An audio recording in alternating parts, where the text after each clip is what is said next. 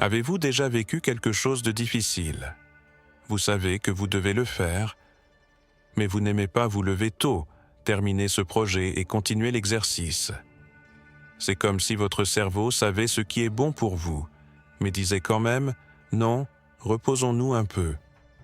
C'est frustrant. Et cela nous fait nous demander comment certaines personnes accomplissent constamment des choses difficiles, alors que nous luttons avec nous-mêmes pour simplement commencer. Voici une méthode dont vous n'avez probablement jamais entendu parler, appelée la méthode Lotus, basée sur l'ancienne sagesse orientale. Il ne s'agit pas seulement de supporter la douleur et la culture du travail intense. Il s'agit de reprogrammer votre cerveau. Soyez prêts à choisir la voie difficile, comme les samouraïs, les moines et les guerriers légendaires du passé. Laissez-moi vous montrer comment cela fonctionne. Mais d'abord, laissez-moi vous raconter une histoire. Dans le Japon du XIIe siècle, pendant la guerre de Genpei, il y avait un moine guerrier nommé Benkei. Dans sa jeunesse, il était sauvage, têtu et connu pour chercher la bagarre avec quiconque croisait son chemin. Mais un jour, il a défié la mauvaise personne, un samouraï extrêmement concentré nommé Yoshitomi, et a perdu pour la première fois. Cependant, au lieu de se mettre en colère ou de nourrir de la rancœur, Benkei a fait quelque chose d'inattendu. Il s'est incliné et a supplié. À partir de cet instant, la vie de Benkei a changé.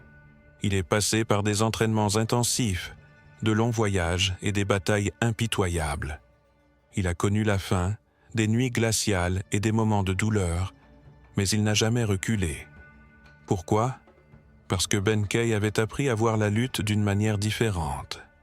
Il ne fuyait pas cet environnement. Il l'embrassait. Il croyait que la douleur avait un but. Il croyait que chaque difficulté le rendait plus fort. Cet état d'esprit a donné à Benkei la capacité de grandir depuis son cœur. La méthode Lotus. Tout comme la fleur de lotus qui s'élève des eaux sombres et boueuses pour s'épanouir à la lumière, Benkei a transformé ses luttes en force. La fleur de lotus est l'une des fleurs les plus importantes, des symboles puissants dans la philosophie orientale. Pourquoi? Parce qu'elle pousse dans la boue. Elle fleurit dans des conditions parfaites. Elle s'élève des eaux troubles et sombres et transforme cette lutte en quelque chose de beau. C'est l'essence même de la méthode Lotus. Au lieu de fuir la douleur, nous grandissons en tirant de la force de la douleur. Nous entraînons notre cerveau à transformer l'inconfort en puissance.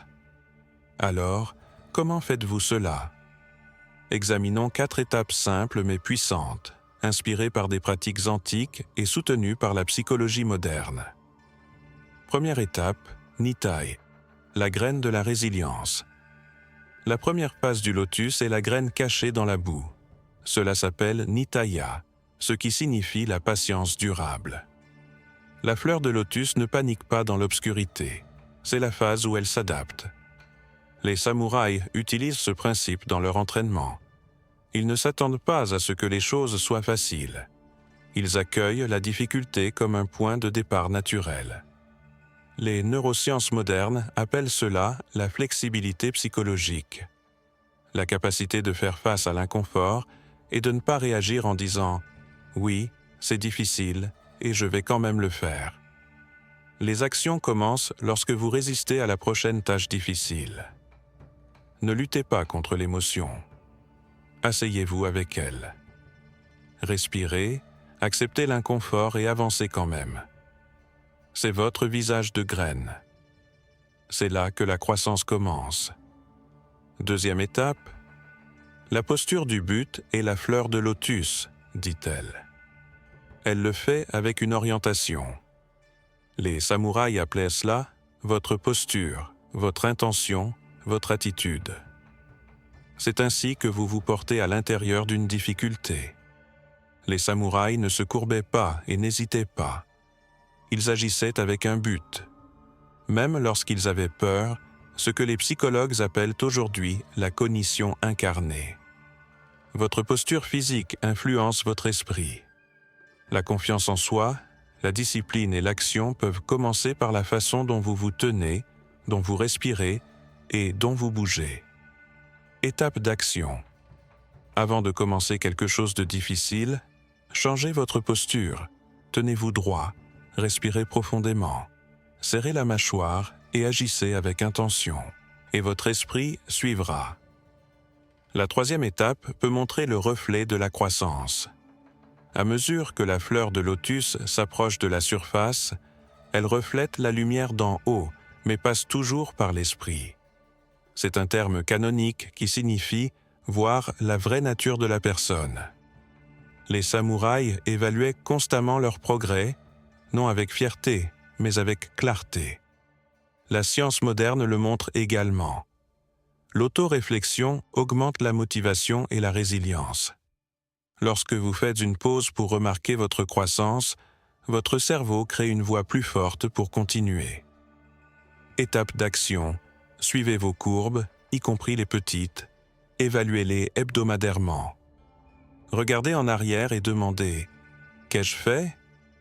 Ai-je surmonté cela ? Qu'ai-je appris ?» Votre cerveau a besoin de preuves que le progrès est réel. Quatrième étape, fleurir par la lutte. Enfin, le nénuphar ne fleurit pas sous une lumière solaire parfaite, mais en luttant dans les profondeurs. Cette étape est la floraison, et pour le samouraï, c'est la transcendance. Atteindre un niveau où la douleur devient un but et la discipline devient une identité. Il ne s'agit pas d'un seul grand moment, il s'agit de la transformation par la répétition. Les neurosciences appellent cela la neuroplasticité. Plus vous marchez sur le chemin difficile, plus cela devient facile. Votre cerveau change. Étape d'action. Faites de l'inconfort une expérience quotidienne. Pratiquez. Choisissez une chose chaque jour. C'est difficile mais significatif. Non pour vous punir, mais pour entraîner votre identité. La floraison ne se produit qu'après le clan. Samra veut être surhumain. Le lotus n'est pas magique, mais les deux nous enseignent la même vérité. La croissance ne vient jamais du confort. Elle vient du fait de faire face à la boue, de s'élever à travers elle et de fleurir quand même. C'est pourquoi, la prochaine fois que votre cerveau vous dira que c'est trop difficile, souvenez-vous du lotus. Souvenez-vous de Benkei et souvenez-vous que la grandeur vient du talent. Elle vient de la tendance, de l'effort concentré. Utilisez Nitai, pratiquez avec des miroirs, réfléchissez avec Kanso et fleurissez avec Kaka. Voilà, c'est cela le lotus. La méthode. Point.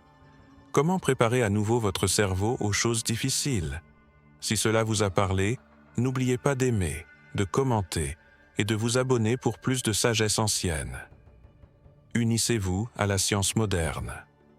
Faites-moi savoir dans les commentaires quelles choses difficiles vous êtes déterminé à faire aujourd'hui. J'aimerais beaucoup entendre votre histoire. Jusqu'à la prochaine fois, continuez à vous élever et à grandir.